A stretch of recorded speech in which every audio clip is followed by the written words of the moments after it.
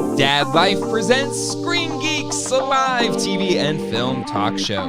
Tonight we're going to be talking about that international Ghostbusters Afterlife trailer and all the new things revealed inside. We're also going to talk about DC Fandome and some of the awesome new clips that we got to see. All of that and more tonight on Screen Geeks.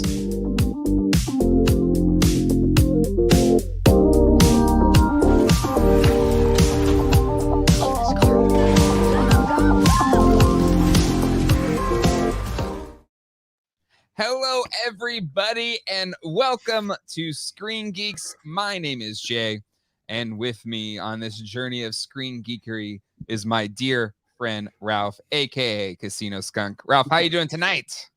I'm doing all right. I forgot about the new intro. Oh, really? Yeah. It has been. I looked. It was August 19th was the last time we did a Screen Geeks, so 2 months. 2 months. I mean, there's been we've been busy. We have. And I don't think there was really anything blown up my skirt over the last couple months. Yeah.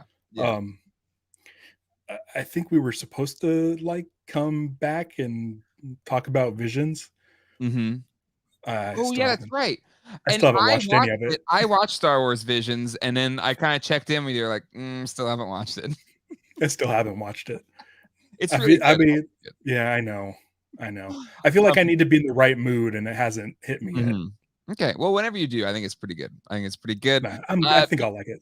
People are in the chat already. Automaton, Scott Baker, Jonathan Morello, Evil Villain, John Rhodes, Alonzo Lopez, Michael Palmer. I think all. Brandon 3G, All Music Fan is here. Pen Manovic.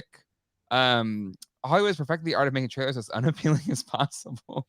I will respectfully disagree, but actually, I think they revealed too much probably, but that's a whole nother debate. Did I do Alonzo? If I didn't already, I'm sorry. Michael Palmer, Cobweb, Fetz. Jay sold one of his kids to pay for that Optus Prime. Call CPS. Talk about it in a second. Tony T, shout out to you guys from New York City. Good to see you, Tony. Dartherian, Judy, Shannon, Yoski Broskis. Good to hear from you, Shannon. David V, Soundwave. It's been 84 years or 85 years. It's been a while. It's been a minute, but yeah. But it kind of everything all happened at once. You had DC Fandome. And last year we did like a special post DC Fandome episode. And then you had Ghostbusters Afterlife drop an international trailer. Heck, 2 weekends ago at New York Comic Con, they let everybody just watch the movie after during their panel. Right. And you weren't there. And I wasn't there. I had a feeling they were going to show it at New York Comic Con, especially since they showed it at CinemaCon, I think, a month or two before. Yeah. So I had a feeling they might show it. But it's just kind of timing. Timing didn't really work out for that weekend. I don't feel like that's the experience you want to like con ballroom audio probably isn't as good as a theater experience. Yeah. Well, we've done the convention premiere thing before. There was one of probably the most infamous is, we used to camp out for the Lost panel at San Diego Comic-Con. And then one year, Heroes, a show that both you and I love to make fun of. No offense to the Heroes fans out there. They had the panel before the Lost panel. So people were camping out. It was that was the first thing people camped out overnight for was the Lost panel. It had to be, right? Because this was before Marvel and all that kind of stuff. But anyway, Heroes showed the first episode of the season as their panel. And was it in their DVD or their promo for the season? They're like, 7,000 fans slept overnight to watch the first episode of Heroes. And we were like, we actually were using the bathroom and stuff. We were waiting to see. Yeah, somewhere in the ether exists the photo of me reading comic books while Heroes is playing, which means that's one person that wasn't watching it and a second person who went and took the picture. Yeah, I remember them being in the aisle taking a picture facing me, just because it was like, here, show how hardcore I'm not watching Heroes right now. So you're right. I think, but again, I don't want to detract from anything that happened for those people there, because even friends of the channel, yes, have some. They were there, and other friends that were part of it all said it was an amazing experience. And we did a finale party for Lost, and it was 3,000 people watching the final episode, and it was an incredible experience. So there is something to that shared experience, but also I didn't really want to be in a room with 3,000 people. So the pandemic has made it so like being in a room with that people was like. Has any word gotten out from that panel? If people like spoiler free, like said, hey, it's great, or hey, it's. Well, they unlocked the what do they call that? The review, not ban, but it's the oh my god, it starts with a E. Let the chat figure it out. Yeah, exactly. Whatever it is. Mandate the something. No, let them do it. They'll do it. Come on, chat. But so people have been doing reviews of it, the people that were there. Plus, I think people have seen the review cycle, all that kind of stuff. But let me share the Rotten Tomatoes score as it stands right now is at 82%. That's pretty solid. That's really good, I think, right? Yeah. Embargo. Embargo for the win. It wasn't Judy.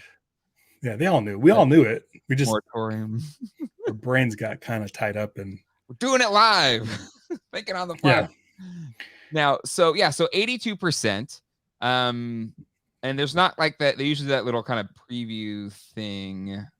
What are the other Ghostbusters movies at on Rotten Tomatoes? Well, I remember out of curiosity. The 2016 one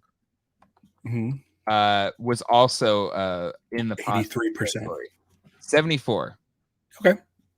All right. I think it came in at 79, and I was like, okay, that's pretty solid. And it kept ticking down, but it hung on to the fresh status, even though the audience score gave it a 49. And then, let's see, Ghostbusters 2, which was not reviewed well. Right. It's that score. 53%, but I think Ghostbusters 2 is fantastic. And actually, I like 2016 Answer the Call as well, but I would put Ghostbusters 2 above Answer the Call. And so tomato meter's kind of, it's wonky. I don't think it's indicative of how good a movie is. Always. It's just a percentage of critics who like it and who don't like it. I feel like the audience scores are a little bit more accurate. Yeah. Agreed. Just me.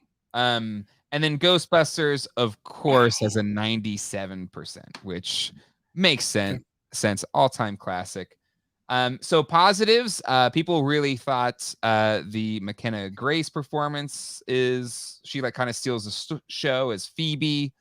And overall, it's a lot of fun. The critiques I have seen, if any, have been it's too nostalgic or it's too fan servicey.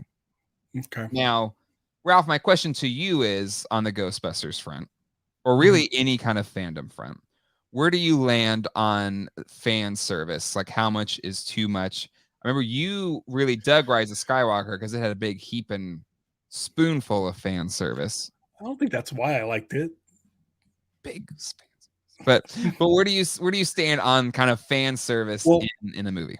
How about this? Recently, you were on my show talking about No Time to Die, which I'm a huge James Bond fan. Yeah. This is the 25th James Bond movie. We're going to be in the 60th anniversary real soon.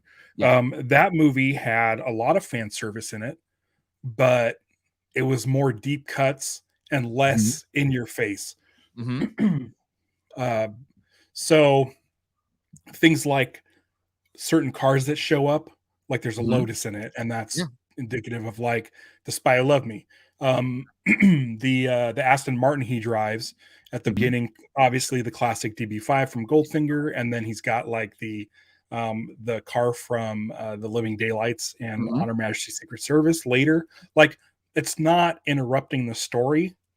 There's some scientists that Mm-hmm. work in this biochemical lab, and the Yep. outfits they wear, the biohazard suits, Mm-hmm. are like straight out of Doctor No. Yep. Doesn't dwell on it. It doesn't wink at the camera. It's just that's the costume design. So I like that. Where if you're going to put, I guess they would be technically more Easter eggs Mm-hmm. than fan service. Yeah. I don't need nostalgia hit over the head. I Mm-hmm. think for this story, when we saw the first trailer, we saw the swirling ghost uh, Yeah. streaks coming out of the sky. They were green. Mm-hmm. Then they changed them to purple. That's Yes. obviously not going to affect the story, Nope. but it's something that's going to excite the fans. Mm-hmm. So like Easter eggs like that are cool. Like, because that could be any color it it needs to be. That's fine. Yeah. Might as well just sort of be like, hey, remember 1984? So Remember that's the cool. Ghostbusters?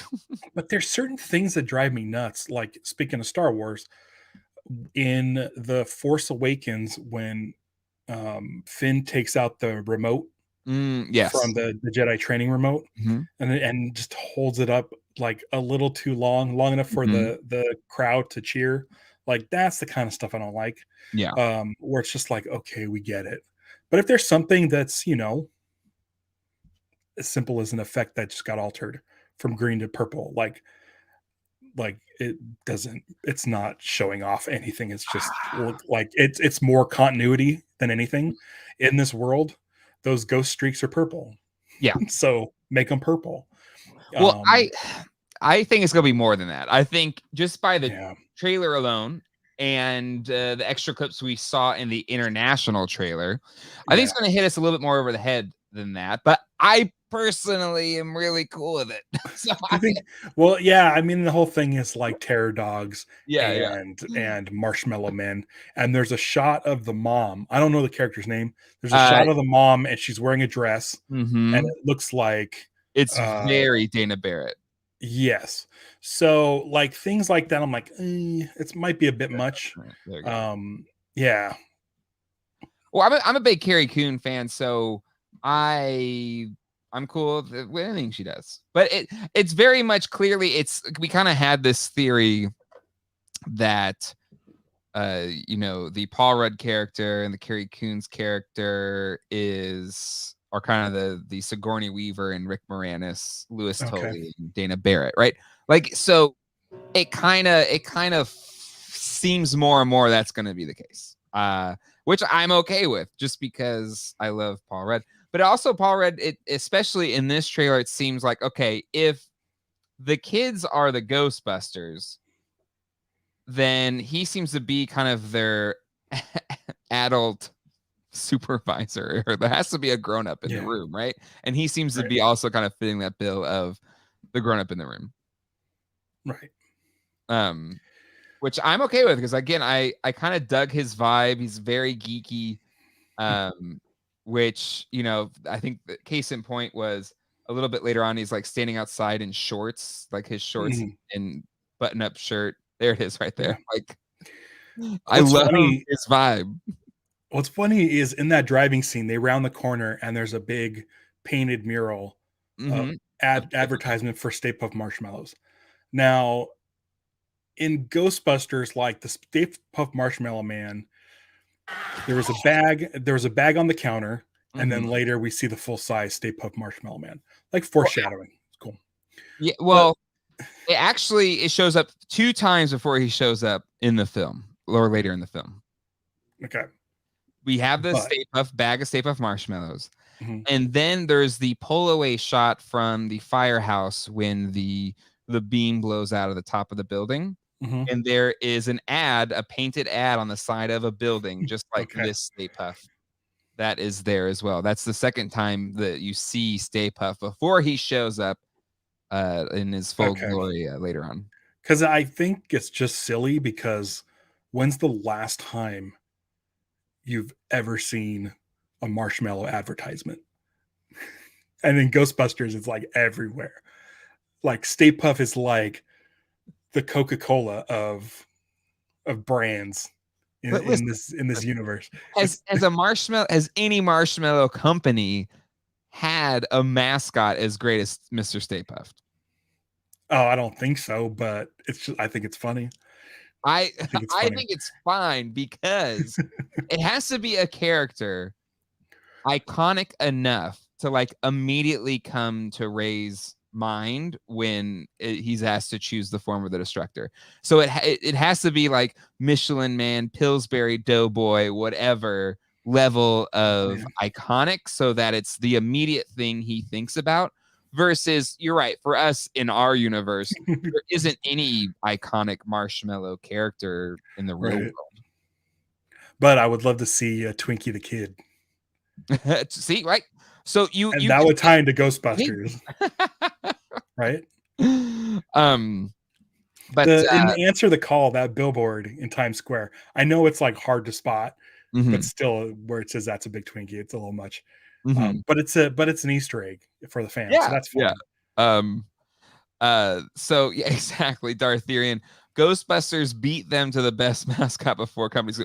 But that's kind of bit that, that's what I loved. I think if you follow me on Instagram at Geek Dad Life, I found the Stay Puft marshmallows that they're doing. That's a tie-in for this movie. It's the first time there's actually Stay Puft marshmallows as a real marshmallow that you can go buy on a shelf, as well as mini puffs, little mini marshmallows. And it was just, again, like, what is that, 37, 38 years since the movie came out. And finally, you have Stay Puft marshmallows on the shelf. I can't believe no company in all these years didn't take Columbia Pictures up on licensing out Stay Puft to be a mascot, right? Yeah, I don't know. Like, it would clearly, it's probably one of those things where Jet Puff was like mad that the name was like so close. What? No one knows the Jet Puff mascot? I don't. Is there one? It's just a couple of stripes on a bag with a couple of marshmallow pictures. J. Edgar Hoover. Yeah. That was like one of those jokes as a kid I just didn't even know what it was. So I could just only imagine it was just some old dude. But yeah, one of those jokes that hit more later on. Kool-Aid Man. So yeah, I think for me, I really dig that there. And then there's another scene, I think they just posted on their Instagram today, of showing this Ecto-1 coming out of a firehouse. I'm guessing it's a firehouse or a garage or something. When it takes this spin, which is clearly from the movie. But yeah, go ahead.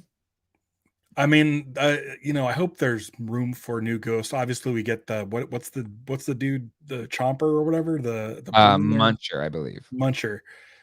See, that's cool, but it's like Pterodogs and Zool and Gozer and all that stuff. Marshmallow Man.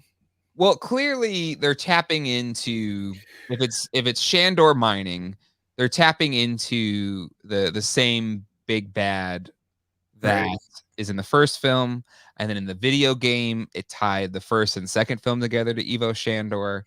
And so tapping into that, I think, allows all of these echoes to come back.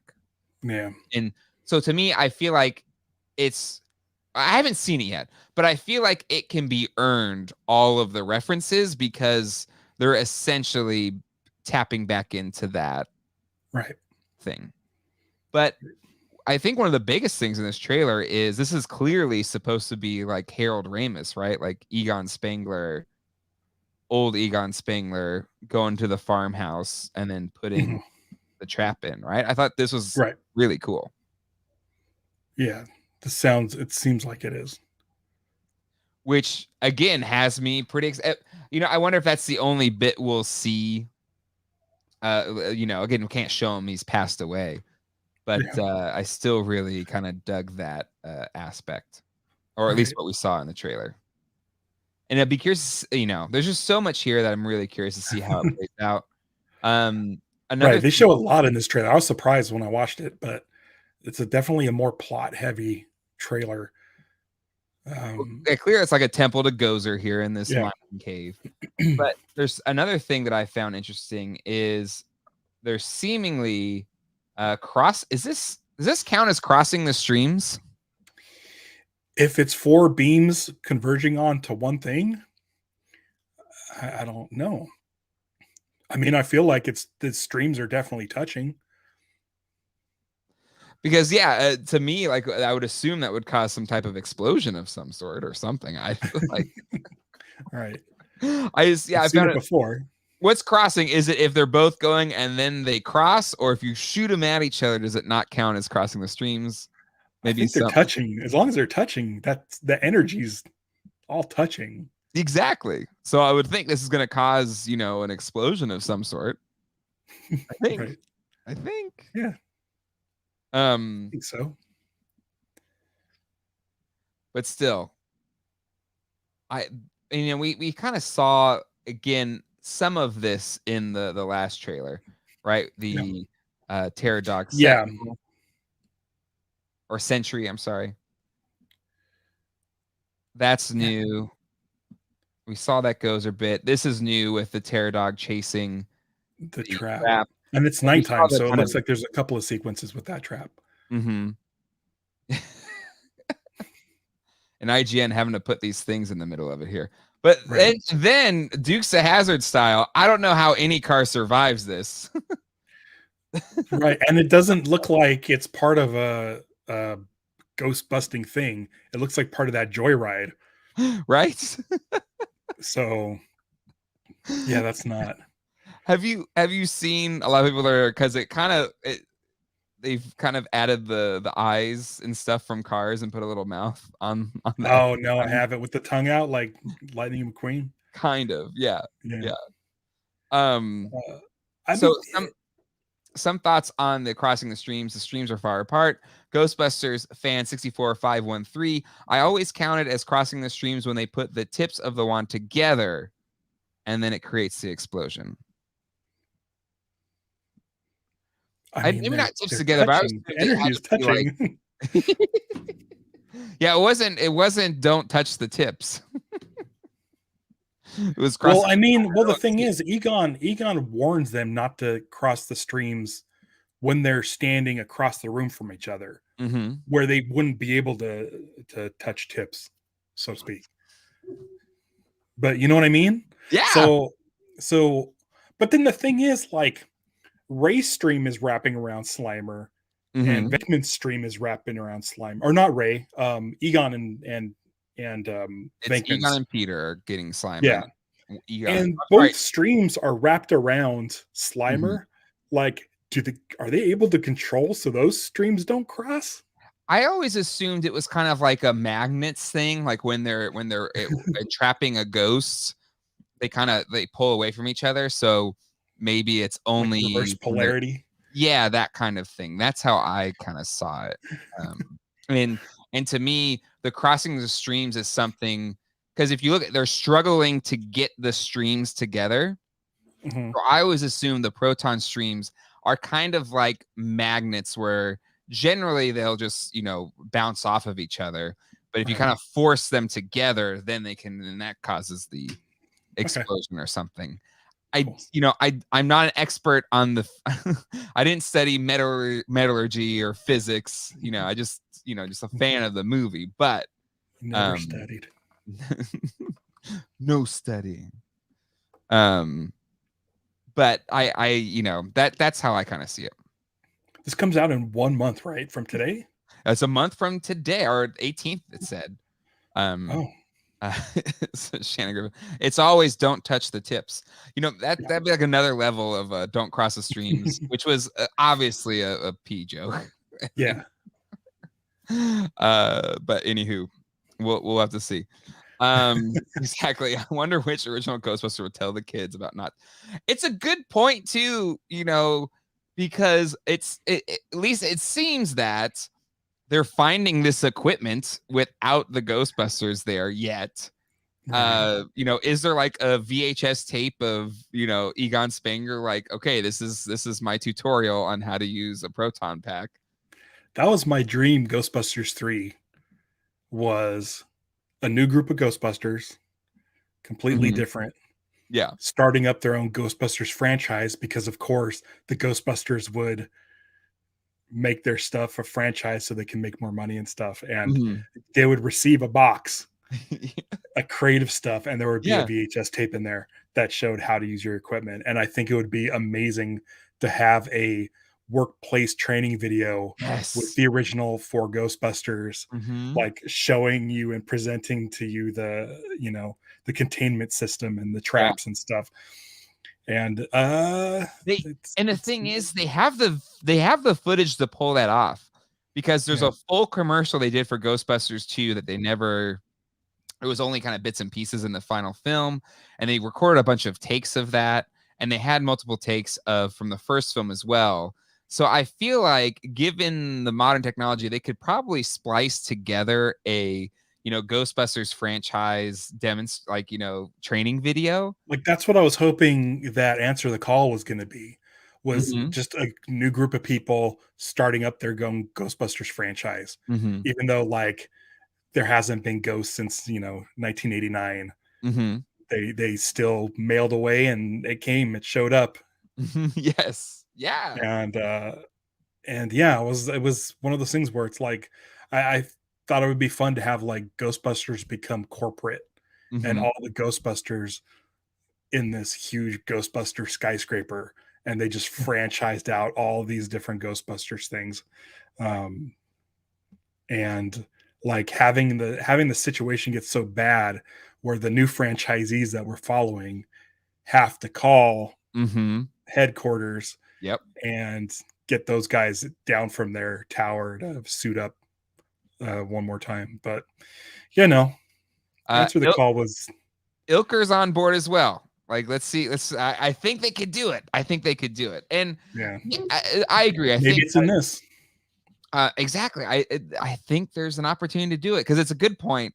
Who's going to teach them how to use this stuff? It seems like they're just kind of figuring it out, but there's a certain level of Well, kids with nuclear accelerators on their back. Like there at has to some be some. point they call Ray.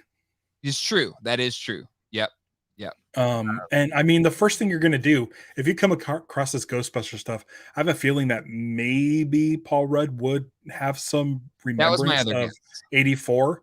Yeah. So he's like, "Oh yeah, this is Ghostbusters," and they say, "What's Mhm. Ghostbusters?" The first thing you're going to do is go to YouTube, Yeah. and they clearly go to YouTube Yep. and find the commercial from the '80s. Maybe that's how they do it because they show in the trailers like he's pulling up clips from the 84 the events of New York or whatever, and it would be really cool because training videos get uploaded to YouTube all the time, and they also find like an old training video on YouTube, and that's how they You find. could find, yeah, yeah. There's also the Omni. You can get Omni that talks about the proton packs.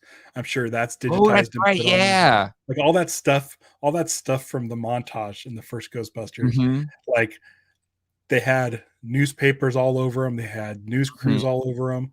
Yep. They showed how the traps work.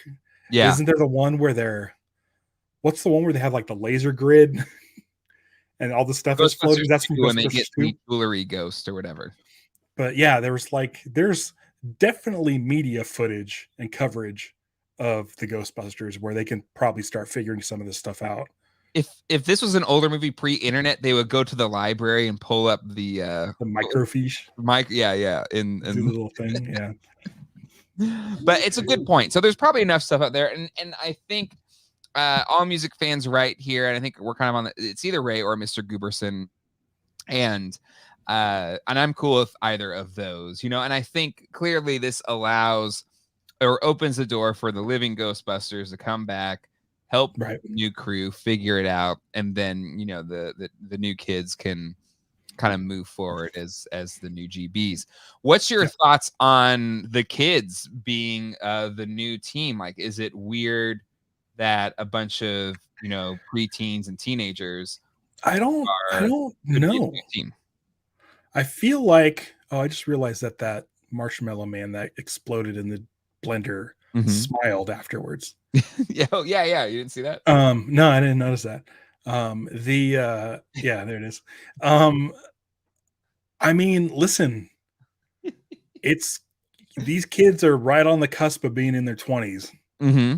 And this was shot so long ago that they probably are in their 20s now. Yeah. The fact that they're young gives you a lot of time with these characters Yes. to continue to make Ghostbusters stories. Mm-hmm. So I think it's fine. It's also a good way for adults like you Mm-hmm. to show your kids this movie starring kids and Yeah. then getting excited and then growing with these characters. Yeah. Yeah. So I think it's fine. I mean, yeah, because you do a sequel within 5 years. All Mm-hmm. these kids are 20, Mm-hmm. and No, it's a good so point. yeah. 'Cause you can time jump as well, Hmm. and I think that could make it a lot of fun because because then you can go when they're a little bit older. 5 years later. Exactly. Yeah, you're right. I love that. That's such a great opening. It is a great opening.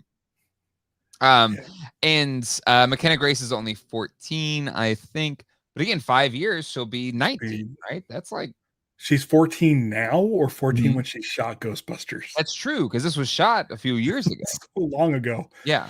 Yeah. Um Alonzo, I hope these kids know about the movie they just made. It's a cult thing. They can't get out. McKenna is 15, just looked it up. So she's 15 Oh, right so there now. you go.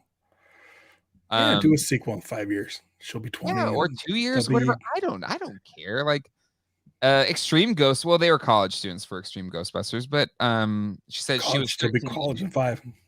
So, Finn Wolfhard is 18. So I think I'm cool with it. I'm really cool with it. But again, I haven't seen it yet, so jury's out. Maybe they all die. Like, what are we talking We about did here? teach them about the crossing the streams. So when they do it, they just blow up, and that's it. And we only see one of the kids with a pack, right? In the car scene. The car scene, and I assume this scene, let me pull it up. Here. And is that Okay. Oh, So they set up the packs. So the packs are set up here on this scaffolding. oh, so they are. It's like they're crossing the streams. Does it but count as doing it crossing remotely? if you aren't holding it? They're doing it remotely. Oh, okay. Okay. So that's how they get away with it. They're going to cross the streams, but they're not going to be in here. And maybe they're going to try and, I guess, blow the thing up, but maybe that backfires on them. I don't know. Seems like they get out. Or, yeah, what am I looking at here? Is that the truck? No, I think that's the pit that the Gozer comes out of. Right? Well, what's the thing towards the bottom left? Cover in front of this it. thing, right? Yeah. Is that a car? What is that? I think it's just the overhang of that altar, I think. Okay. That's what I thought. But see, this cut looks like, okay, so the thing goes off. That's the altar because there's the sentry. Yeah, those are remotely looks set like up. they're there. Yeah, they're still too close. Now, again, it's editing, so this could be a separate scene they throw in there. Yeah, well, they're not going to put anything too good in there. Yeah, we'll see. We'll see. Celeste O'Connor, who I believe her character's name is Lucky, she's 22 years old. So there you go. Right. Brand3J, I hope they make Ecto 1B because Ecto 1 is an old lady now.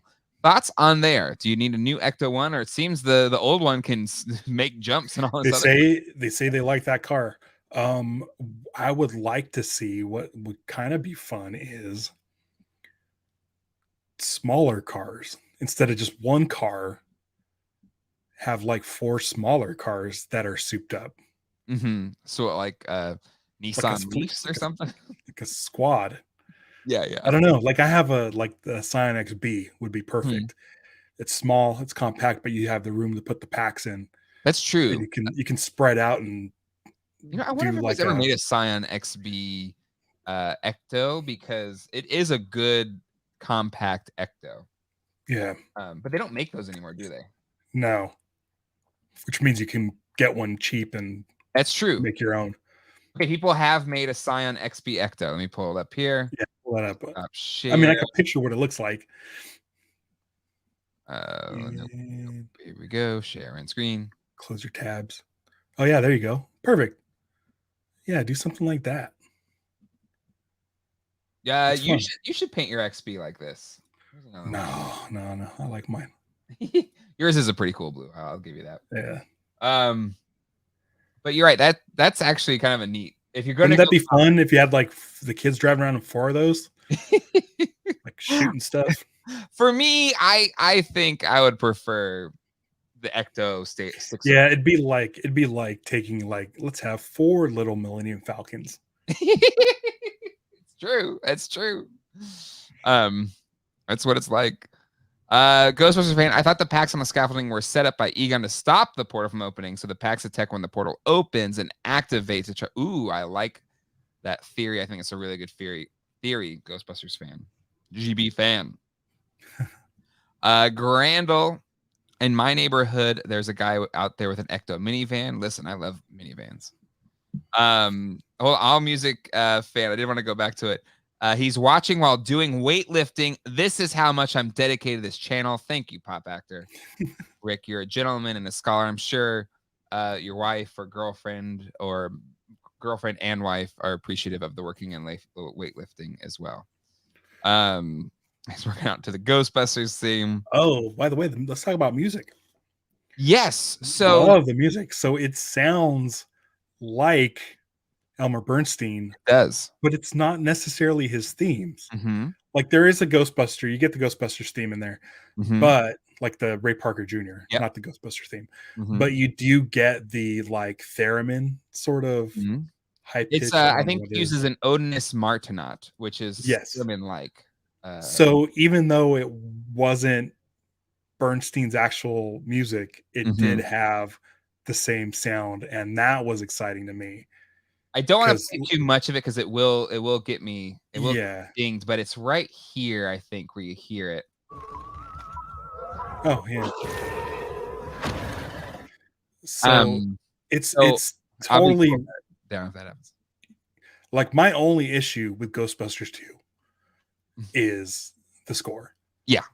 And so what's great about this is it's going back to Bernstein instead of Edelman, obviously. Oh, and that's what it should go to for sure. Yeah. Back to Pop Actor and Mistress also. He got I don't know if we added that one to as a clip there, Ralph. I don't know if you've been around for that lately, but yeah, it sounded more theremin than Odinus Martinaut, but I'm still cool with it.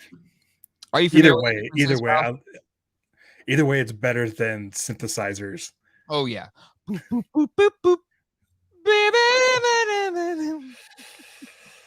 That is the Ghostbusters 2 score. And Ralph, did you buy that Mondo pressing? Yeah, I couldn't, dude. It looked awesome with the pink slime. Oh, yeah. Looks amazing. The packaging was phenomenal. Mm-hmm. But there's no way I'm listening to it ever. No way. I'm not. Hi, Brandon 3G. Big question. I hope they answer. Where is Ecto 1A? I agree. I think we talked about it the last trailer, Ralph and I, that maybe that's the car the OG Ghostbusters show up in. That would be cool. Ray wouldn't let it go. No? There's no way. Ray would keep that one. You think he's more connected to the 1A than the 1? Is the 1A? Wait, the 1A is the one from the original, right? No, 1A is the Ghostbusters 2 car. Okay. I have it over there. It's the one with the caution tape and the extra lights and everything. I personally, maybe this is controversial to say, but I think I like 1A better than the 1. All right. It's pretty flashy. It was one of those things where, so you were what? 4 when Ghostbusters 2 came out? Thereabouts. And so you were like, so it was probably like a big deal because it looked cooler. Like there's so many lights, like it looks like a party, and it had the running. It just said Ghostbusters on the side on like the running. Yeah, it just I don't. There's just something about it that I found really cool. It just seemed so late 80s to me than the early they're both amazing. You can't go wrong either way, but there's a soft spot I do have for the 1A because I do remember seeing Ghostbusters 2 in theaters. And I do vividly remember most of watching that movie in the theater. The That's first time I probably it. saw was at the Santee Drive-In, so I saw it in a drive-in movie theater, which was probably worse than a convention movie experience, but still, I Yeah. remember to this day. Oh my god. I can't wait to Uh, talk about another famous car from '89. uh, 1A is my fave. Love it way more than the original Ecto. Okay, so I'm not alone. Ecto 1A has more detail. Shinier, right? It's the same colorways, right? But it just But seems like it's shinier. I don't know. I don't think it's shinier, but it is a different car. They got another car. So technically That's it can be a another car if you want to say as such. I'm trying to pull up a big image of it to share out. And the actual real car was at the Universal backlot in like Orlando. Yeah, deteriorated, right? it pretty much died out there. And they renovated the oh yeah, here it is, and it's oh the poor thing. And so there was a fan petition to save it. And yeah, that's what its current state was, sitting in the back lot of not it made its way back to Columbia Pictures. But the rumor is, and I don't know if this is true or not, maybe somebody knows, that they turned this into one of the ectos they used in the new movie. That'd be cool. But it's tragic to see it like that because studios don't care, right? It's just a prop. They generally do not give two craps about props. Right. They'll just leave them sitting out there. But it's a shame that an iconic vehicle is just sitting like that or sat like that. And not that long ago. This was in the 2000s. This isn't like the 60s or something when they really didn't care about props. Mm-hmm.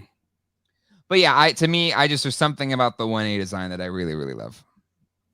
And yeah, I agree. I think we talked about it too. Geeky Scouser will be in the movie with the original Ghostbusters. I hope so. And maybe they fixed up and brought this one back to life. But I guess we'll have to wait and see how that pans out. We'll see. Fingers crossed. Fingers crossed. Any other thoughts about that? Was bearing the lead there, but of this film before we move on to the Batman stuff. A lot of Batman stuff. No, I'm excited. I'm gonna watch it, and opening weekend. Trying to rent a theater here in the Raleigh area, to watch the film. Maybe do a Geek Dad Life showing for anybody in the area that's interested. I think it could be fun. Answer the call was a hearse. Yes, it was a hearse. And the one in the first two film, well, it's two Miller Meteor 59 Miller Meteor conversions of the 59 Caddy. And it is the ambulance version, not the hearse version. And the way you can tell is it has the step in the back bumper so they could get in and out easier, which you didn't need. Ghostbusters fan, yes, the 1A was turned into the Afterlife Ectos. Jason posted a pic of the front taken apart Ecto, and it was the 1A. So there you go. There you go. So thank you for that, Ghostbusters fan. Okay. Batman. Which Batmans do you want to go for first? The Flash Batmans or the new Batmans? Let's do the new Batman first. Okay. Let's step away from nostalgia a little bit. Well, it would have been. We were talking about the '89 Ecto 1A. We could have jumped to the '89 Batmobile, another iconic vehicle. But you're right. I know. We can jump back here. All right, where are you at? The Batman trailer. Here we go. And you know me, I'm sick of Batman. You are sick of Batman. It's too many. I wear my Joker hat today because I love Batman so much. Dude, this trailer looks so good. Yeah, The teaser looked really good. Right. You know, Right. people we got our first Batman voice though. Our Pat's Batman voice. Is it better than Bale's or better than I think Michael Keaton had the best Batman voice, but what do you think about this voice? Let's listen to it for a second here. I like I've been trying to reach you. I mean, he's just yelling. He's just yelling. I don't know if it's a Batman voice. It's just I think it's voice yelling. No idea what he's saying. I like Ben Affleck's.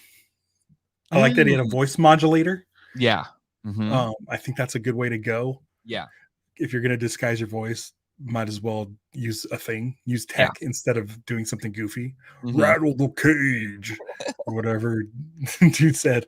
I mean, it's man, I'm so tired of Batman, but this movie looks so cool. Like I wish like.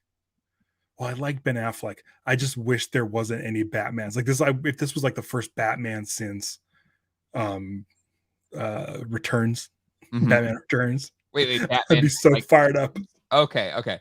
So for you, it's just there's so much right now. Yeah, Let me just tell you a few it's like things on it. I Spider-Man's. think the Paul Dano Riddler looks fun. I think he's gonna be able to tear it up. Jeffrey Wright is where's the image of him? I can't wait. Jeffrey He's great. Wright as Gordon. Freaking love it. Jeffrey Wright's amazing. Yeah. Everything he touches, even if it's a bad movie, he puts a good performance every time. And they're doing the HBO series with him, right? I believe so. Yeah. So excited. That's cool. That's cool. And then we have Selena Kyle, Zoe Kravitz, who's Right. a fantastic actress. She like really, really good. Just a stunning human being, like just beyond beautiful. I think she's a stunning looking human being. And I think she can have a lot of fun in the role, which I really dig. And I dig that she has the short hair, so she wear wigs or something like that, and probably. I still can't. I still can't find Colin Farrell in this makeup. You can't. I can see the eyes a little bit. It's insane. But it is incredible how they changed him. Yeah. Andy Serkis. Yeah, I'm excited for that too. Mm-hmm. Did you see his directorial? It's not a debut, is it? But he did. No. Yeah. I loved it. Listen, dude, like the thing with those Venom movies, I just want to say real quick is they're like an hour and a half long, and they know what they are. They get in, go crazy, and then leave before they've overstayed their welcome. Like it's just the onslaught of just nuts. It's crazy. It's like everything gets shoved in your face, and before you know it, it's done. And you just laugh the whole time. Probably not a a popular take, but I like the Venom movies. There's a lot of people that like them. It did gangbusters in the pandemic. It did really well. So yeah, there's people that like it. And then I think the Batmobile, I'm really digging the look and the feel and what we're seeing of this Batmobile. I love it as a muscle car. That sequence at the end is so good, where it's just that shot of the Penguin laughing. Yeah, thinking he's got him. Yeah. And flipping out. Nope. It's awesome. That car's great. I love it. I'm super pumped. Like that Batmobile. It looks amazing, and apparently a Hot Wheels is doing like a deluxe version. Yeah, I saw that. But it's like $500. Right. I'm good. Today? Here it is. Yeah. A 110 scale. Let me pull it up here real quick. But it's pretty like our first kind of detailed look.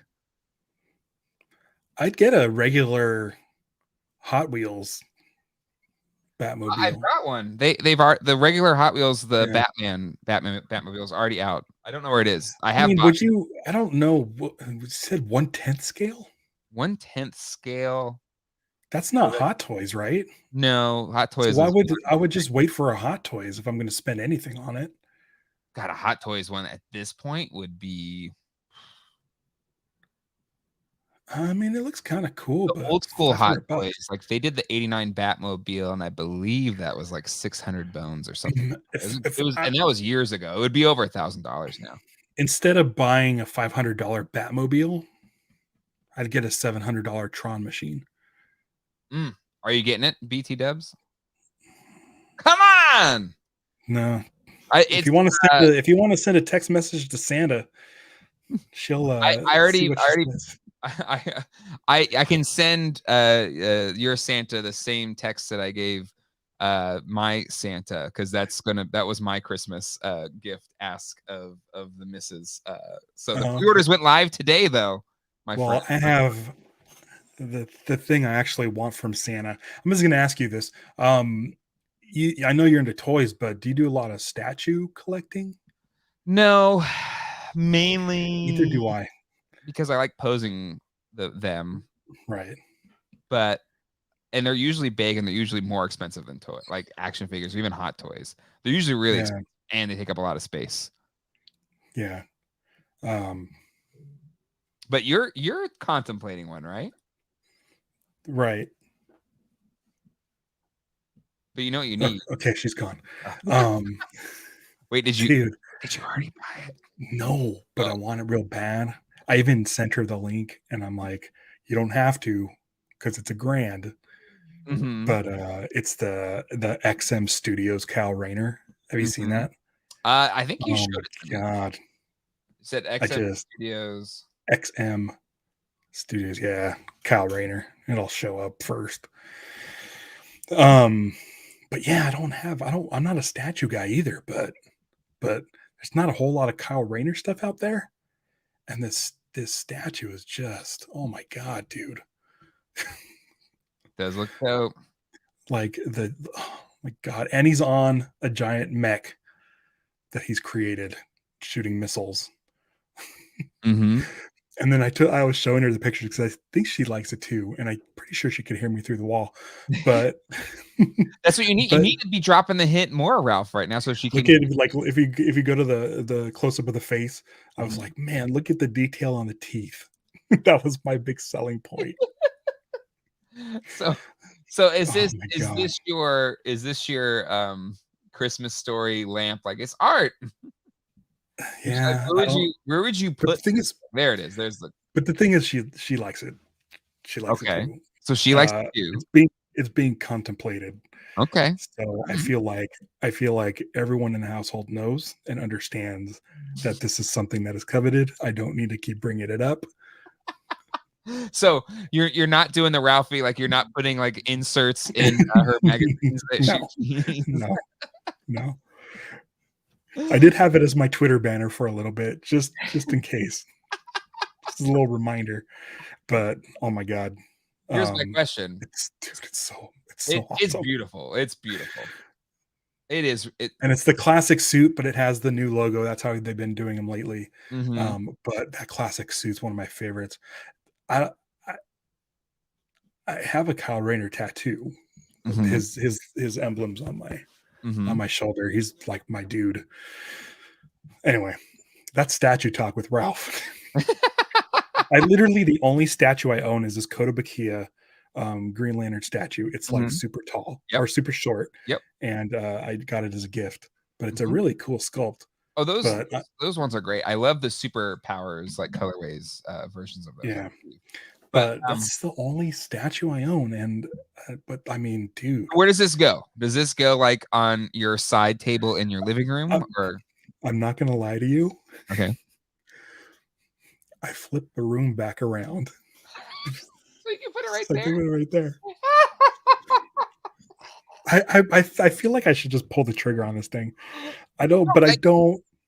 This is something that us nerds that then have a disposable income, we just buy the things we want, right? That's generally how it goes. But like, there's something, and that's where this year I was like, all right, Colleen, I'm giving you a chance. I really want this Tron. Please, this is what I would be over the moon if I got this as a Christmas present. So Here's the link. Do with it what you will. Yeah, Oh. I've sent her my link already. And the thing is, I after I sent her the link, she's right on the other side of this.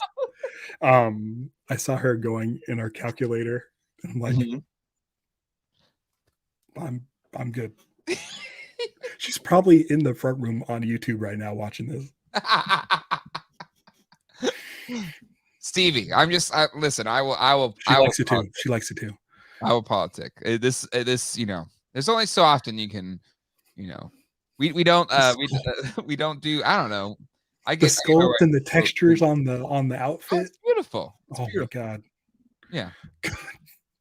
Oh my god. Here's the thing. Okay, so you get this statue. Like, can you do just one? Yes. Okay. Yeah. Because I like Hal Jordan. XM's Hal Jordan statue is pretty cool, but not this cool. So the cheapest I've seen it online is like $9.97, and that's without shipping.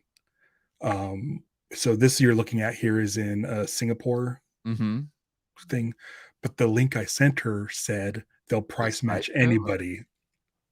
Okay. So we'll see. Yeah. I'll keep you posted. Fingers crossed, my friend. You'll know. You'll know. It'll be right. Sorry, Toily. That's a good spot for it, though. Oh, and then if you, with that little lamp, if you did like a hue bulb, and then you can make the light green or whatever. I've already thought of like how to light that area. When you're thinking of lighting, my friend, of the thing, you've crossed the line of like you need to get it. We'll see. We'll see what happens. They only made 500. They only made 500 of them. So they're only 500. It's an investment, really. I mean, this is something that you can get for and be great for a long time. All right. Okay. Sorry. Talk about. It wasn't. We couldn't see much in it, but the little bit of something that they gave us for the Flash. It was more than I was expecting. Right. And right off the bat, the Danny Elfman music, the piano from the original film, I'm like, oh, snap. As you bring here we go. Danny Elfman. Before we get into that, actually, I forgot the more robust Giacchino score in the Batman trailer, or was that his score? They just kind of use it, and then do you know if that was his actual score or? I don't know. A lot of people asked him on Twitter. I don't know if he responded, but it does sound like his theme. And they're taking his theme and mixing it with Nirvana. Okay. So I don't know. I don't know if this is new music for the trailer or what. But I told him, I said, dude, I hope they release it on vinyl, because like just the posters they put up last week, those red posters. Yes. Oh my God, that would look great on a vinyl. And then like maybe a black with red splatter vinyl record. Oh, with that, because the black background with that red the Batman font. I'm like, I'm really digging like the design work for their graphics team. Yeah. So agreed. Yeah. Well, would you feel comfortable extending old Mikey an invitation, maybe when the movie comes out, to join us and talk about the score at some point? I don't know if he likes doing this stuff. I mean, just say, hey, listen, we're gonna play Fireball, no big deal, and then bam. No, he'll know. Yeah, he'll know. He'll like I don't know. Or maybe come on and say you don't have to talk about any of your scores. Let's talk about everybody else's scores. Maybe that'll make him more comfortable. Maybe, depending on what scores you're talking about. That's true. All right, Danny Elfman, cue the music. Just the Michael Keaton overdub, Bruce Wayne, Batman, whatever you want to call it. I just over. Am I hearing Stevie? I think I'm. Or is that the TV? No, it's Franz. Okay. It's the cat. He's locked in the backside of the house. But just over the moon with what they showed us, even though it was so little. I was just freaking in love in ways that I did not realize I could be in love. Sorry, Colleen. Do you can you just play the audio of this like first like 3 seconds? Yes, Oak City Gamers with a 99-cent super chat. Thank you, Oak City Gamers. Literally the least I can do. Thanks. Definitely check out their channel if you haven't already. Good local Raleigh channel. All right, let's see. Is it just? Are you for sure the sound is right here? Right? It's the music. It's the piano from. Tell me something. That's it. That piano is from 1989 score. Mm-hmm. Yeah. It's when Vicky Vale, I believe, is entering the Batcave. Mm-hmm. I could be wrong, but it's definitely Elfman. And I think Benjamin Wallfish is doing the score to this movie. He did Shazam. He did Blade Runner with somebody else. And You should not be named. do I need to grab my hurricane? I didn't say it. I know, but I'm waiting for the chat. I don't think old school Shinobi or Jay Griffiths. Jay Griffiths is with us right now. I think. But it's God. I just I am excited for the score, and I'm hoping. I mean, you can't do this movie without Elfman's theme. It has to. It has to be. Yeah, it has to be, and that's where Elfman did the Justice League, the Whedon one. Like, why couldn't? And he used Williams. He did use Williams. Superman and his own Batman. Mm-hmm. Yeah, I you got to do it. That's all there is to it. You got to do it. Yeah, if you're gonna have the iconography, you gotta have the theme.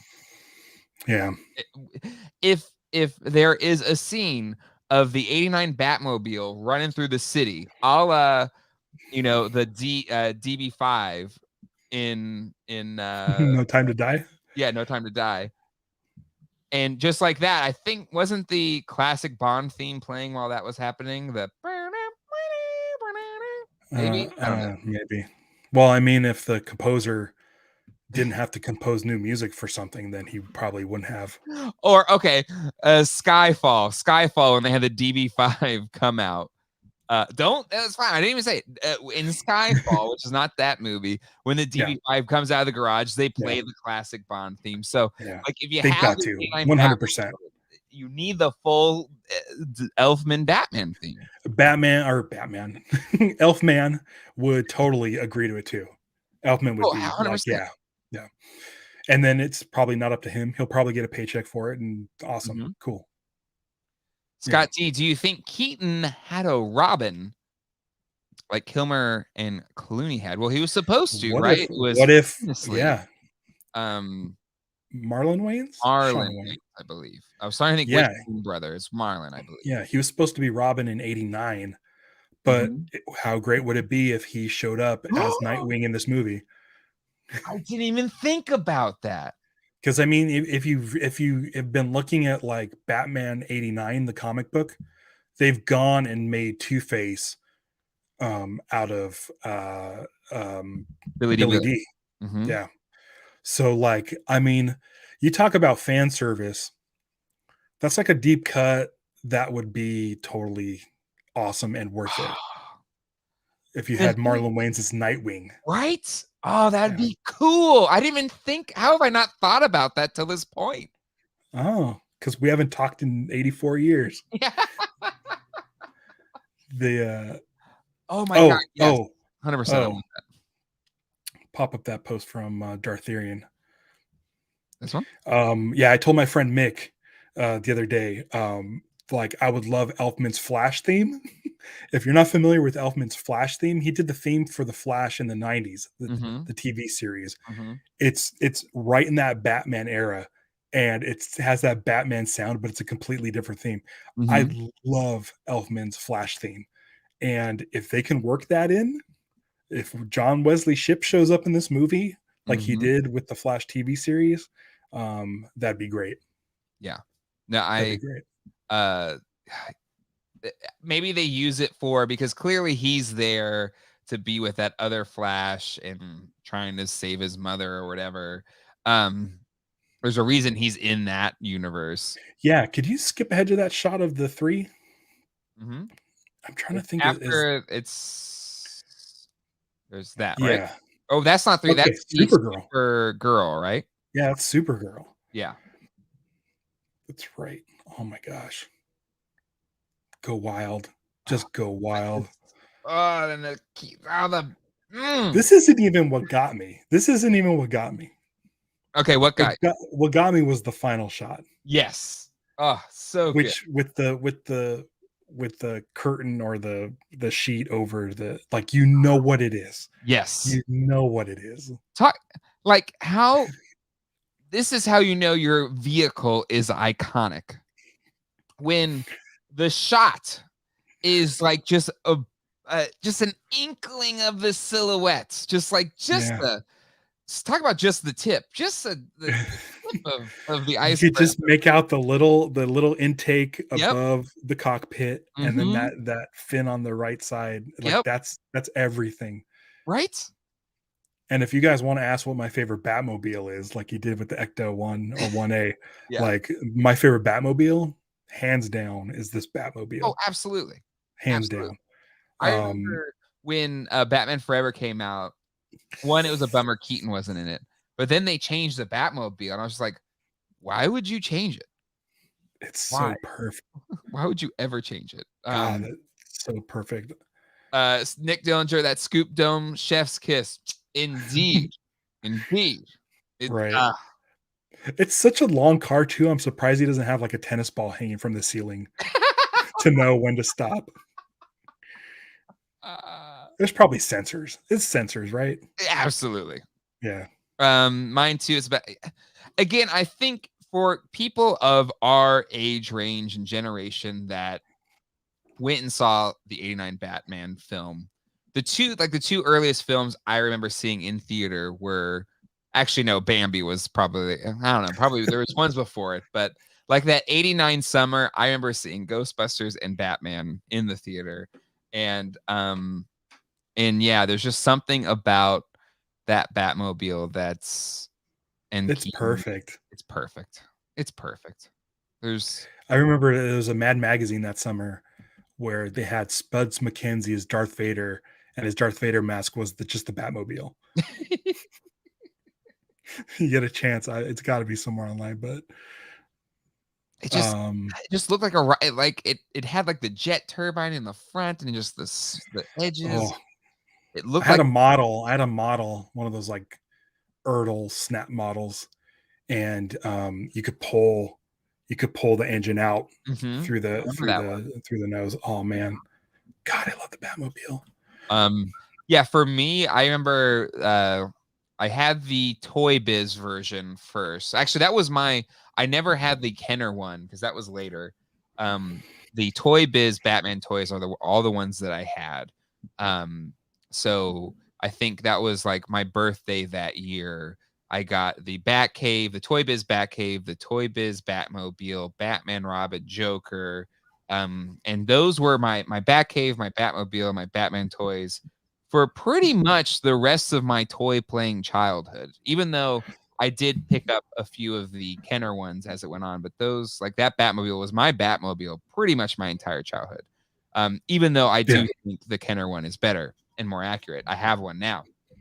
But I remember the first one I got there, they had a Toy Biz did a Batmobile, and it was like a smaller version of it, and it had like a actual little figure of Batman in the car seat, which was kind of lame or whatever. But I remember that was the first one I got. I remember going to Toys R Us and picking that out, and yeah, I don't know. I have such a connection on so many levels to this car, and just as much as it was emotional seeing the Ecto one in the Afterlife trailer.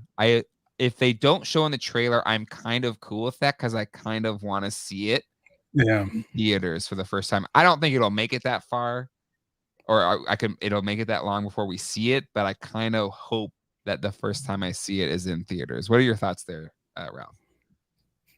yeah. I think this. Yeah, I'm the same way. I don't like getting spoiled on stuff, especially if it's big moments. And like this scene right here, it looks like the way they cut away before you see it. Yeah, Like, it we gives don't you have to see it. We don't have to see it. We all know what it looks like, yeah. but it's so exciting because it's exciting for Barry, you know?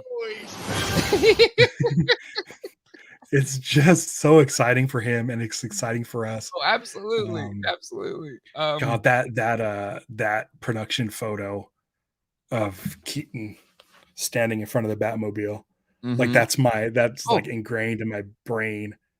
it was like I think we all had that poster, right? Like I feel like Yeah, it was standard issue. Like I think they yeah. mailed it to every single, you know, Uh-huh. person, like kid in the world. Like we God, it's all the had that coolest. poster. I don't know how, but we all had it. Yeah. Um, and uh, so yeah, I and the Batwing. I remember I had the Toy Biz Batwing. Again, the Toy Biz is inferior to the Kenner one, but you know that's the one I got. And I got that was I got my tonsils out, and I remember getting you know waking up after you know it got me home, and my parents like you know because they felt bad because I was in the hospital and had surgery and all this kind of stuff. They kind of showed me they're like we got you the Batwing, Jade. I still remember them handing me the box that gold, you know, Batman Right. box, and it's just like, just those memories that are seared into your brain.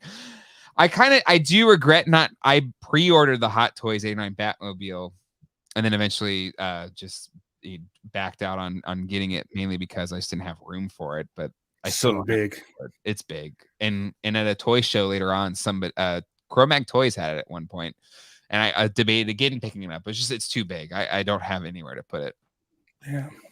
which should be my limitation in life. Um, Scott D, I love the 89 Batwing so much and how it made a perfect Batman logo against the moon. Been wanting a small diecast one for years, but the few that have been released to me are way too expensive. Yeah, that image is on the Danny Elfman score version of the Yep. soundtrack. Yep. Oh, I love it. I love it. And again, there's just something moments from that film.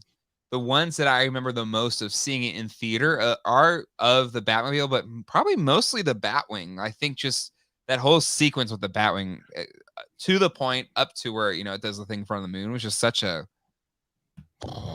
like Tim Burton. for its time. Yes. It's incredible. It's incredible.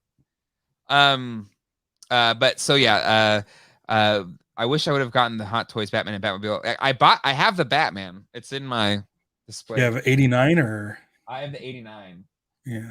Um, The Batman Returns is my favorite costume. you My favorite know, I Batman costume. debated because I had the 80 the returns one as well, but it was just like I don't have space for two Keaton bats, so I Yeah. went with the first Keaton bats. But I don't think I also love the returns version with the kind of the rigid abs and stuff like that. I love that one. And it's more like sleek temples Mm-hmm. going into Yep. his pointy points. Mm-hmm. Indeed. Indeed. Oh, I guess any other thing? We had the Black Adam trailer. looked great. Can't wait. I don't think there's much to say. They had the behind the scenes of Shazam, Mm-hmm. which I'm excited for because I love the first Shazam. Hmm? It's still like top of my list. I love that movie. It's like the perfect superhero movie because it's got heart and humor, and I think that it's not like he's not trying to save the world. He's just trying to save the city. Like I feel like you know Mm-hmm.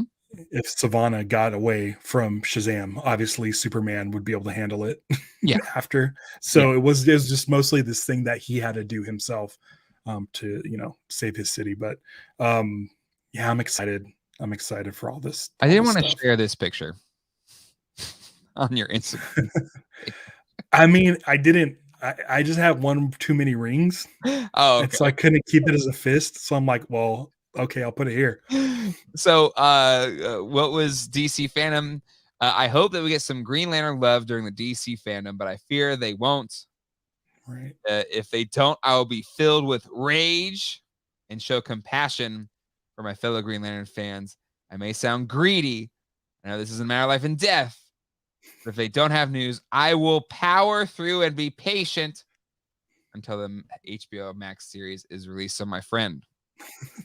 So the words I chose each represented one of the rings I had on. Yep. So that was kind of fun. I think I will power through willpower for the Green Lantern was the perfect thing. We got a 3-second long tease, and that's it. There's a new Green Lantern animated film coming out in the summer, which I am over the moon for. I have no details. They literally just said Green Lantern, Beware My Power, animated film coming this summer. That's literally all they said. And I was like, oh, that's so awesome. I can't wait. I don't know what it's about. I'm assuming it's about Jon Stewart because his original story was, I believe, called Beware My Power. And I think it's a good story to tell, because Hal Jordan is in that story too. Yeah. And so it'll let people understand that there's more than one Green Lantern. I remember when Green Lantern was cast in 2011. A lot of people were upset because Green Lantern was a white guy because they had grown up with the Justice League cartoon and it was Jon Stewart. Yep. So I think that's what it's going to be. I think it's going to be that storyline where Hal Jordan is the Green Lantern of Earth and he gives a ring to Jon Stewart to help out. So other than that, no details. They literally put up they didn't even have a logo. It was just like the regular Fandome logo, like font. It just said Green Lantern, Beware My Power. And I'm like, you guys don't even have a logo yet. Okay. Trying to pull it. I'm going through your Twitter right now and trying to pull it up, but I can't find it. And I'm also trying to pull up, where is it at? No, I mean, I can't find it in time.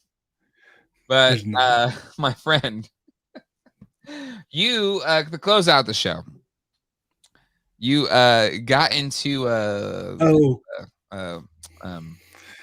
don't know, back and forth. Yes, kerfuffle. My kids love Bluey. I also love Bluey. It's a kids show. You can find it on Disney Plus. Fantastic kids show. It's from Australia. Check it out.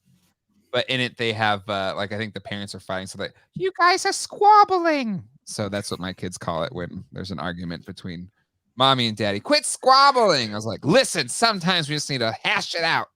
But anyway, so you had a squabble. I forgot you wanted to talk about this. You got to squabble with Why the Last Man creator. You have a podcast.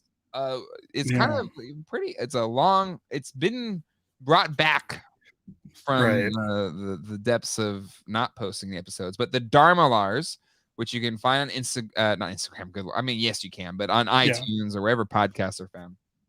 The Dharmalars, one of my favorite podcasts of all time, focused on Lost for many, many, many years.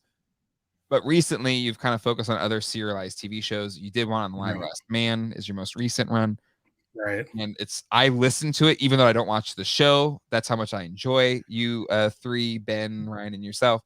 But you got in a bit of a back and forth with the creator because you have not been a fan of Why the Last Man. And it's not a good show. Was it announced it's getting canceled? It got okay. So we got into a little bit of it because I said I can't stand the show. And I think, I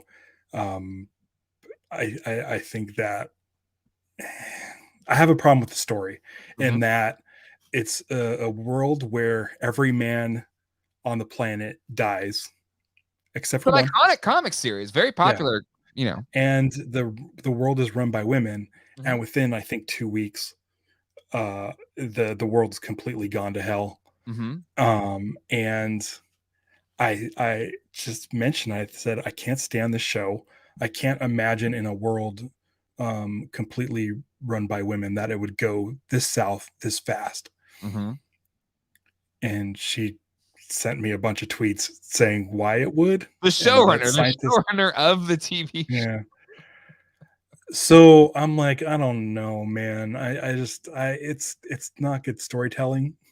If you have to point me in the direction of a bunch of tweets, maybe put that information in the show. So I'm not more concerned about logistics than characters. But the characters are so non-characters that I don't care about what's happening to them. So I kind of wonder why, everyone has guns and bullets, but no one can get like food or gas. Yeah. It just drives me nuts. But so immediately following that exchange, we recorded our episode. Mm-hmm. By the time we were done recording our hour-long episode, the show had been canceled. And they haven't even finished airing the last 3 episodes. So I feel like you canceled it. Someone else is thinking the same way I am. The comic is so beloved, and it feels like this was squandered. It was just, it almost feels like the only reason why this show exists is so that Fox could keep the rights to the property. Mm-hmm. Like, that's how bad I think it is. Well, and it was a troubled production, right? Because I think they went through a couple showrunners and this is a new showrunner. actors. This is a different showrunner than who started the project. And so yeah, it was a fascinating, just short. You're right. It was a short period of time. It's like within an hour and a half. Yeah, we got into it. We recorded the podcast. It was canceled. Yeah, and so you can listen to that episode. It posted yesterday, right? Was it yesterday or the day before? Monday. I listened to it yesterday. Yes, yesterday. But it's probably the most joyless episode of the Darmalers. Oh, absolutely. It was complete. So it's not a great entry point if you want to hear the Darmalers, but we'll be back next week and we'll be having a lot of fun with the show. I think so. You're worried about having to do the full 10 episodes. So I guess you only have to do 3 more, right? No, they're doing this. I'm assuming they're still posting the last 3. Oh, I thought they weren't doing the last 2 because I thought they canceled it and there's still episodes that won't air or something like that. It's just streaming on Hulu. I don't know why they wouldn't just dump it on there. Okay. Maybe. Hey, listen, if they don't want to post, that's why it's kind of shocking they did that, because they're saying that it's very rare for them to give it the boot. But there you go, Darmalars, Ralph Appo. Oh, look, and you're subscribed and everything. Of course. Look at that, 4.5, 87 ratings, 2006 to 2021.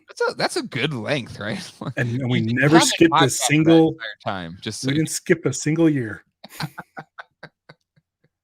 But no, we've been going pretty good. I highly recommend Sweet Tooth. Watch Sweet Tooth on Netflix. Yeah. Listen to those episodes. Those are a lot of fun. There might be some snarky stuff in the show notes. Lost Podcast Network. Oh, you're gonna see how many you have? Real quick, Lost Podcast. There. Who's those guys? Dune review.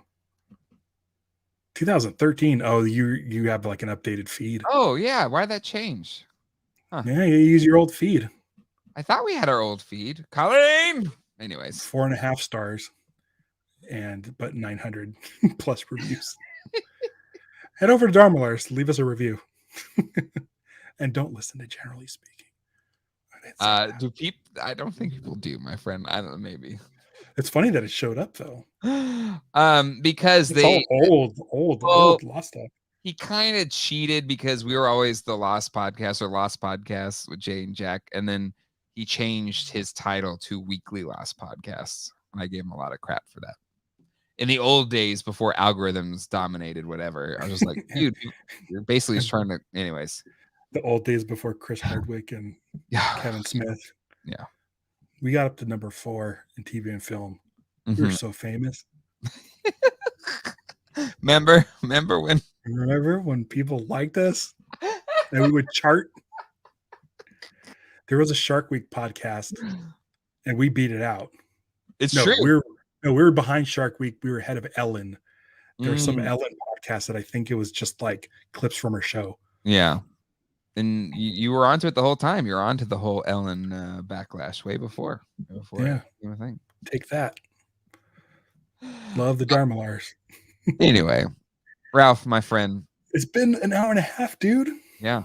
Yeah. Brownies. Because we haven't done a show together in like 75 years. Yeah. Well, what's the next thing coming out? Well, Ghostbusters is coming out. Yeah. And So we'll get back in 1 month. well, at least that, but hopefully before then there'll be something that we find Right. compelling enough to come and hang out and chat about. Right. Oh, you're right, the Beatles, but that's late November. I do, but actually you committed to in the last episode that you would do Watch the trailer. back. Oh, watch the trailer. Come on, just give I'll watch it. Ryan I'll a watch it. bone and do the All It's right. 3 episodes. Where's Ryan right now? I don't see him in the chat. Poor Ryan hates Why the Last Man, and we're gonna finish it out. he was the whole time he was like, so we're gonna quit, right? We're gonna quit, right? We're gonna quit though, right? And then you're like, nah. Let's do it. Dune, that's already out. I need to watch Dune. Eternals. So Ghostbusters, right? Oh, come on, we gotta see it. You're not gonna see Eternals? Oh, I'll see Eternals. Okay, well, we'll do one on that. Okay. Cool. Just like Shang-Chi. We did that one too. We'll be back. We'll be back before Ghostbusters. We have to be. Right. Like, you don't realize how many sports graphics I made at work listening to your podcast at work. See? There you go. A lot. So you at least do the Beatles one for Scott and Ryan. Okay. Nick, I want to do one for No Time to Die, but somebody did one on his own channel. YouTube.com/casinoskunk. You can check it out. Your question's covering my handle. There you go. This. It was a live show. It was. We did about an hour and change. Mm-hmm. It was really fun. It was. It was really fun. All right, Dune is Friday. Ralph, next week. Okay. Because maybe I can watch it this weekend. I could watch it on HBO Max, right? It's on HBO Max. Yeah. Okay, we'll see. Yeah, let's do it next week. Next week, you and me, Dune time. All right, let's do it. Let's do it. All right. That's it. We're this. This is the longest episode. And the new music. Come on, I love this music. Maybe it's a little too 70s porno music, but I really dig it. See, and this every time. I don't want to see your freaking lightsabers. That. What is that is. It's a butthole lightsaber is what that is. Yeah, it goes with the music.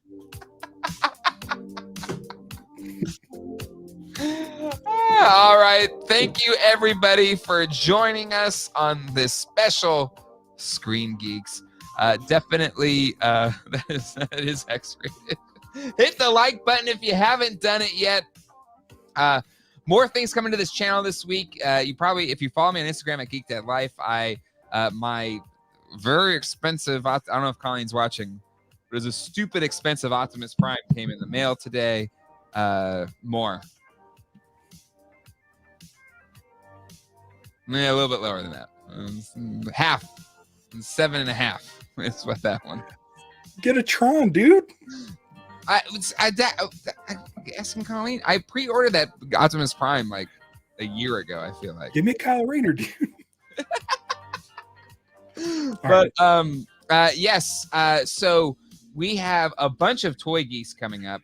John and I will be doing a lunch break episode probably Thursday on our predictions for Hasbro PulseCon. Then we will be here Friday at 9 p.m. to cover Friday's Hasbro Pulse reveals, even though there won't be any Ghostbuster reveals. We'll have Ryan from Yes Have Some will be joining us in Toy Anxiety. He'll be a special guest with John and I on Friday night. And then on Saturday night, we'll be covering the last day of Hasbro PulseCon, and we'll be joined by none other than Mad Hatter himself will be joining us for that night. So a whole bunch of Hasbro PulseCon coverage Thursday, Friday, Saturday, right here on this channel. So make sure to hit subscribe and that bell icon to be notified when those episode links get posted. So be on the lookout for that. Music is super low, FYI. Yeah, I don't want to be too loud because then you can't hear it. So, one day, Ralph. One day. Hey, now Ralph and I, next Thursday at 9, back at our old time, maybe we'll do Dune. All right, let's do it. All right, doing it. All right, we'll see you all next time. Hasta luego, and goodbye.